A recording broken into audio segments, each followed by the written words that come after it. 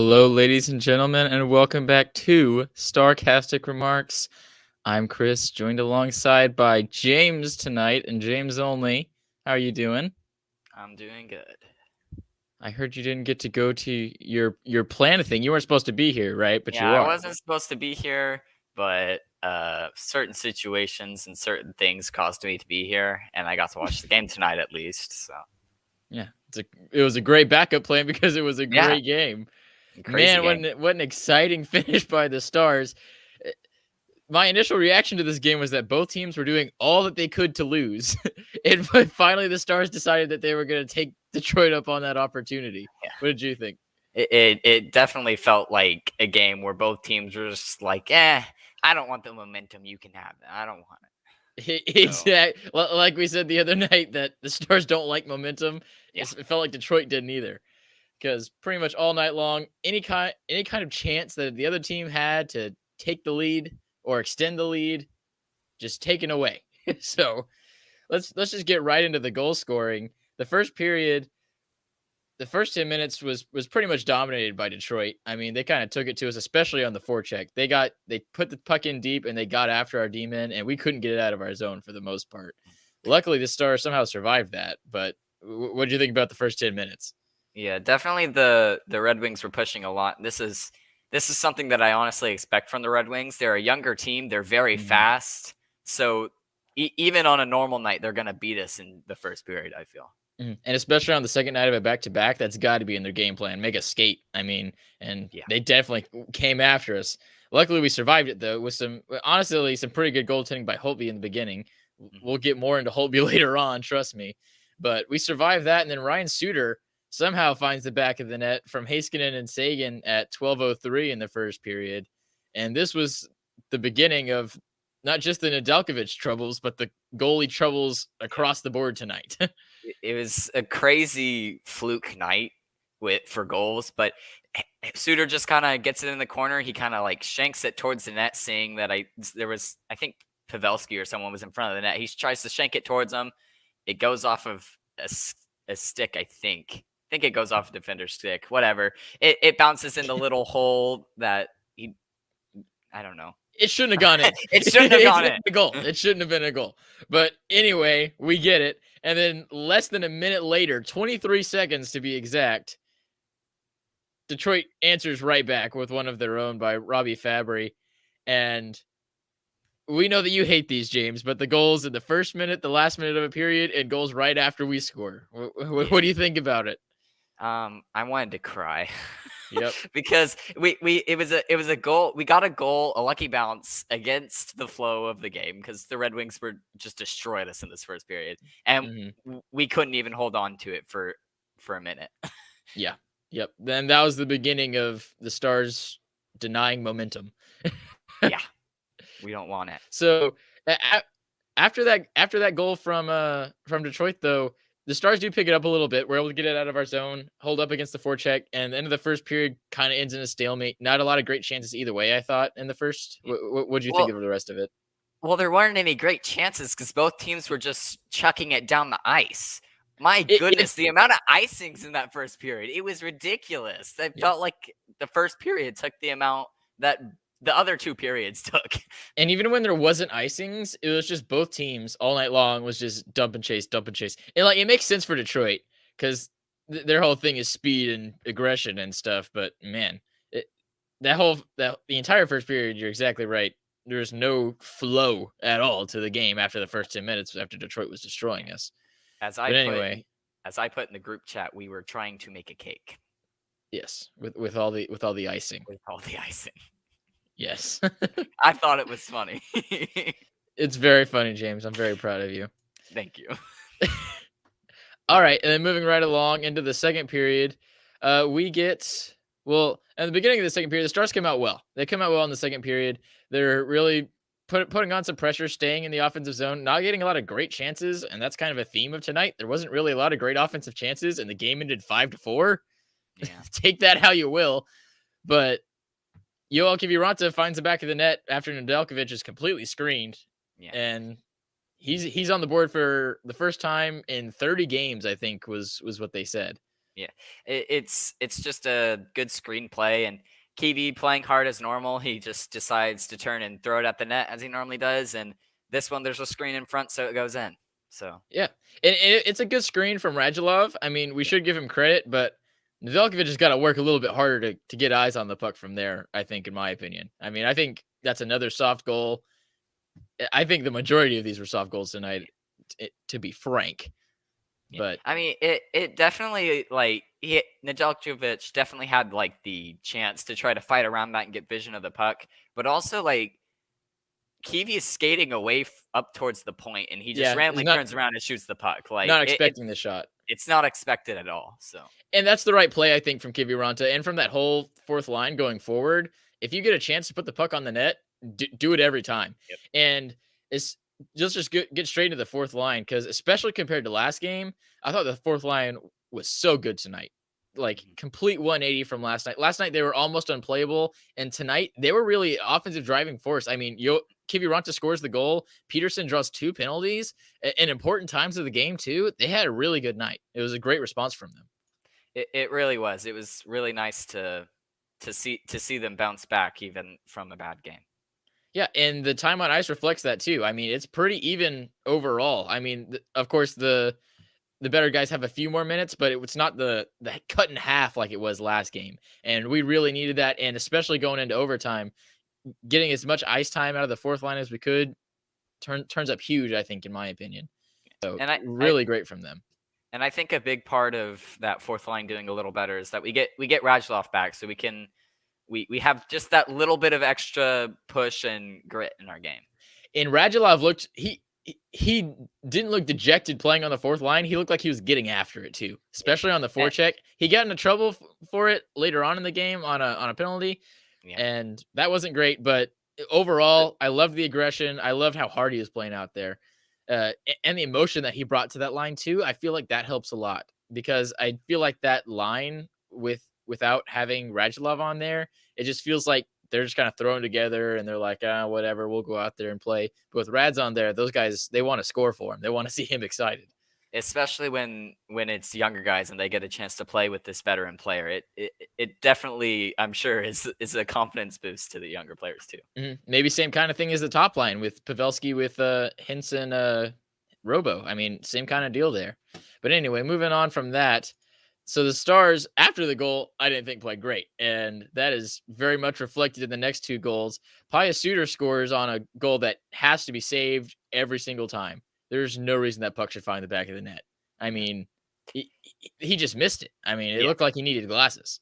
yeah, definitely. It's Holtby definitely had a hard night. I don't know if that's from him playing last game or not, but he definitely let in a few soft ones tonight. Yeah, and then right after that, Dylan Larkin scores on another one that I don't know. I don't think that one should be going in either, honestly. I mean, is that the one where Klinger fell Yeah, down on the back check? Klinger is still having a very rough time on the defensive end of the puck. He fell down like 3 times when it was And, only him with the puck in really yeah, weird situations, and and Rodell's got a good point there. Maybe it's just he's being too casual. Like maybe it's not like just defensive mistakes. It's just he's not mentally all there in the game. What well, do you think about the whole they situation? talked about it on the broadcast that like maybe the trade rumors are probably messing with his play there, and And there's I no think that's doubt. yeah, that's definitely true. But it's just so frustrating to see him on the defensive side of the puck just not be able to do it anymore. Yeah, and I mean, I can understand having something else in the back of your mind because that's a tough situation. He's been in Dallas all of his career. He wants to stay in Dallas, and he's not getting what he feels that he deserves. That's obviously a stressful situation for him. And but you got to be a professional about it, I think, in my opinion, when it comes down to it. You got to find a way to block that out and to do your job. I mean, that's what his job is. He's getting it sounds rude and rough, but when you're getting paid millions of dollars to play a game, you got to figure out the mental side of it, I feel like. And maybe that's got to be part of what Dallas coaching staff or just support staff has to do too. I don't know if they have like I know a lot of professional teams now have like a like not mental coaches, like It's like sports psychologists. Yeah, that's what it is. They have like sports psychologists on site. I don't know if the Stars have something like that. I hope they do because it's a huge part of the game, obviously. But if not, then we need one. But anyway, the whole rest of that period, it turned into the first period a little bit too. The pace of play kind of slowed down a little bit. Not really any great chances. And then out of nowhere, at the end of the period, Esa Lindell banks one in off of Nedeljkovic, and that's a godsend. Yeah, it's the exact same angle that Suter scored his on. And I don't know what Nedeljkovic's problem was with that, just that angle tonight. But he lets in 2 soft ones, and this one just trickles underneath his pad, which I don't know how that happens. Yeah, there's no way that one should have gone in. No excuse. I think that one was worse than the Suter one, almost. It definitely was. Yeah. But anyway, this is an example of Detroit won this period pretty solidly after the first 5 minutes, and somehow the Stars come out of it with not losing it, which is pretty much the opposite of what we've been doing recently. So overall, second period not good, but on the road, if we can find a way to keep it even, I'm cool with that. Yep. And that's definitely it definitely felt nice to go into that third period tied 3-3. Yeah, I feel like it is huge, especially for morale. But going into it, the third period, I feel like it's pretty back and forth. I mean, there's chances going both ways. This was the most wide open period out of all 3 of them. And yeah, just back and forth all around. And then isn't this one on the Radulov penalty? Yes. Yeah, so Radulov gets a penalty. He's forechecking a little too hard. He argued it going into the box. He headlocked him. I mean, it's not a good penalty to take, but you kind of got to expect that from Radulov. He's one of the higher penalty minute takers in history for us. Yeah, especially coming back in his first game in a while in the last 5. Yeah. He wants to get back into the game and he wants to be physical. That's how he plays the game. He's bound to get a penalty or 2. And from that penalty, Tyler Bertuzzi scores, making it what they say, like the Stars have a lot of power play goal in 12 of 13 games or something. Yeah, it's 7 straight now. 7 straight now. So penalty kill still sucks. We'll get into that a little bit later too. But man, that was a dagger right there. I mean, after that goal, I was pretty certain the game was over. It definitely felt like it. Yeah, especially given the Stars' history on 6-on-5, which is not good. Yeah. But anyway, that's what it goes to. The Stars pull their goalie with less than 2 minutes left. They get good zone pressure. I mean, the 6-on-5 looked much better tonight, even before the goal happened. It felt like we were getting good pressure. We were taking lots of shots, obviously, because Nedeljkovic wasn't all there tonight. But we got some good pressure, and then we get a lucky bounce. So shot on net, bounces straight up into the air. The Red Wings just stand still, don't know what to do. Falls right into Jason Robertson's lap, right on his forehand. And this guy is hot. He's clutch, and he's not going to miss when you give him a forehand in the slot to tie the game up. He buries it, making it 4-4. And I was not expecting that, and I jumped up screaming, dude. This is as hype as I've been in like 2 months for a Stars game. Robertson coming in clutch, coming back for his second game. And I'm pretty sure there were 4 Red Wings standing all next to that puck. Yeah. And I'm pretty sure one of them had it, and Robertson took it off his stick and slammed it in after that. So it was... I don't know how it happened. He just seems to get these bounces. If he's sitting in front of the net, it just bounces to him. And wherever it bounces to him from, I mean, we saw he got between his feet the other night, and he still scored. Still roofed it. Like, it doesn't matter where he gets it. He just puts it in. And that's what I think his best, like when you think about Jason Robertson, you don't think that he has like the greatest like hockey skills, you know? Like, he's not fast like Gurry. He doesn't have a wicked wrister like Seguin does, but he just finds a way to score. And I think what it is it's his hands. He can put a puck on the net from pretty much anywhere. And he showed that last night, baseball batting it out of midair. He shows that tonight, just the concentration to know where the puck is going to be, and to, as soon as you get it on your tape, fire it immediately. It's just so smooth. And he's just got, like Razor said, he's got a knack for it. He's got a knack for finding the twine, especially in big moments. Yeah. and that's something that I want to get. I want to get into Robertson later, so let's Yeah, finish the yeah, game first. definitely. So anyway, it goes into overtime. Of course, neither team was interested in trying to get the game-winning goal Nope. in the third period. But into overtime, the Stars are shooting in overtime. They shot the puck a lot. I think Detroit had one shot on goal in the overtime, and yeah, Stars pretty much controlled it after the opening draw. From that, eventually the Stars get it back in their own zone. Haskin makes a great play on somebody who has a chance to make something happen, but he ties. Who was it? It was was it Uh, Fabry? yeah, Fabry. Yeah, it was Robbie Fabry.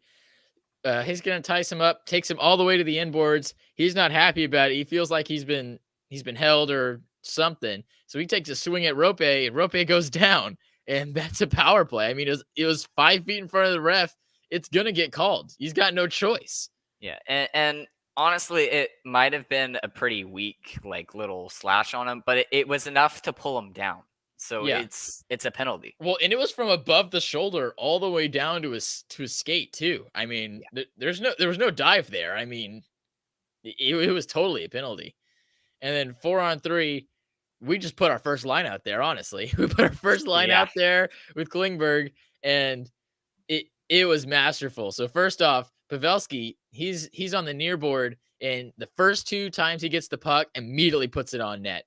And that sets it up. From there, he gets one dish that gets deflected and knocked away. No, I think it was a whiff by Hintz actually.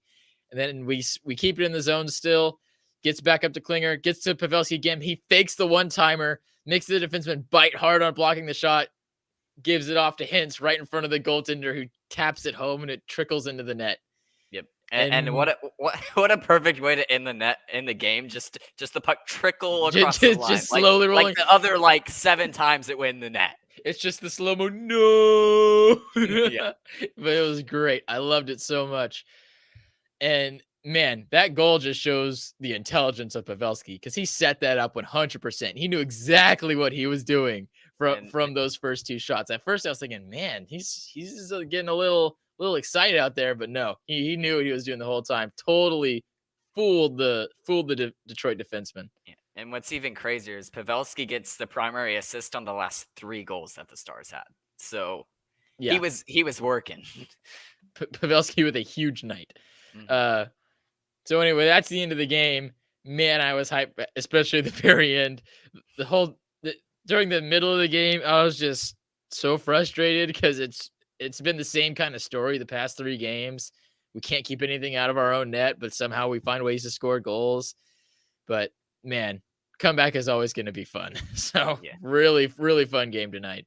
Yeah. And we didn't have to shoot 50 shots tonight. We didn't have to shoot. We honestly, We got to the 30 point that you said that we should get every away game. yeah, So. if we shot 50 shots tonight, we would have scored 10 times the way Nedeljkovic was playing. Yeah. So anyway, that's the whole game. Let's get into some storylines here. First off, we're gonna get into Jason Robertson. I mean, we already talked about it before on our text messages, Yeah, but he's the this is best stuff- player on the Dallas Stars. Tell us why, James. Tell us why. So I have these moments where I just look at the stat sheets throughout the season, and I was looking at the stat sheet for this season so far, and Jason Robertson is like by far our best player on the season in stats. Now he's tied for game-winning goals because Rope scored the one tonight. So he has 5 game-winning goals. Hintz has 5 game-winning goals. But Rope also is like, he's averaging over a point per game, and he's played like 6 games less than Rope. His shot percentage is like 19% right now, which is like that's the best on the team by far. And it's crazy what he's been doing. Yeah, and a shot percentage that high means he's not shooting enough. He needs to shoot more. No, he has less shots than Pavelski and Hintz. He has like 20 shots less than Hintz. Yeah, So- he needs to shoot a lot more. And it feels like when he's playing, it feels like he shoots a lot. But he just doesn't have that many. And his shooting percentage is just that high. So yeah, he's by far, even between Pavelski too, Jason Robertson, he is the key to this team. I mean, if you think about the 2 big goals he's had the past 2 nights, if he was just in the game for the Montreal game, I feel like we win it. I mean, just the way that he plays, if he's just so clutch, he comes up big in these moments. He, like you said, every time he shoots, the pocket finds the back of the net, and he gets the good bounces, especially recently. So it, I just think he's the big difference maker for this team, especially right now.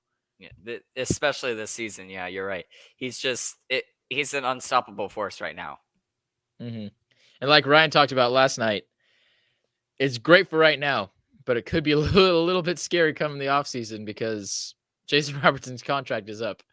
So he will be an RFA, but he can still ask for a good chunk of change, I think.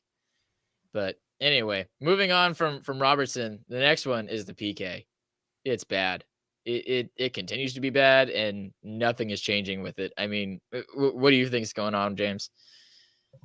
Honestly, I have no clue because it really doesn't feel like we've changed anything from when we went on that like really good streak of when we were doing really good. Like maybe the only thing I could think is we're being a little too aggressive up on top, but I really don't know. I don't know what's wrong with it. Yeah, I think the main thing it's been cross crease passes is what it's been, and this one it's attempted to be a cross crease pass, but I think oh man, I lost who it was. I think Bertuzzi kind of knew that if that his pass was blocked, it was deflected towards the net anyway. So I think it was kind of an accidentally on purpose kind of deal. But it's those below the dots passes going through the slot and into the slot that have been costing us, especially lately. And I feel like you just got like Lindell did on that play. You got to get down. You got to stop that pass at all costs. And that pass has just been going through so much recently. And Lindell is out of position, like Racer mentioned. You got to be on the far post to defend against that. He's not in the right spot. And if he's gonna be doing that, he can't go down vertical. He's got to get on his hands and knees and block the pass so he has more control to keep it out of the net. But I really think it's down low more than up top. So either way, coaching staff has got to figure something out on it because it's not acceptable right now. We're gonna get creamed once we play. Like Detroit doesn't even have the best power play ever. I mean, Montreal didn't have the best power play ever. Buffalo didn't have the best power play ever, and they're still scoring on us consistently. And it's very upsetting to watch. It's like every time a team goes on a power play, it's like, oh well, there goes one tonight. Yep. So, and next on the bad list, we'll get into Klinger again, just because you didn't get to talk about it last night. But we already talked about it a little bit, but it feels like, especially defensively, it just feels like he's not all there. And we talked about it a little bit, but give me your thoughts on it. He's having such a rough time on the defensive side. I don't know if it's really confidence or like or what, but it just feels like he forgets how to play hockey when he's in his own zone now.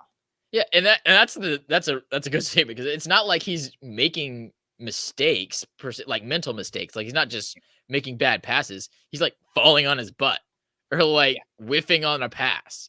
And that's why I thought Radell made a good point. Like maybe it's just too casual. Maybe it's a lapse of thinking.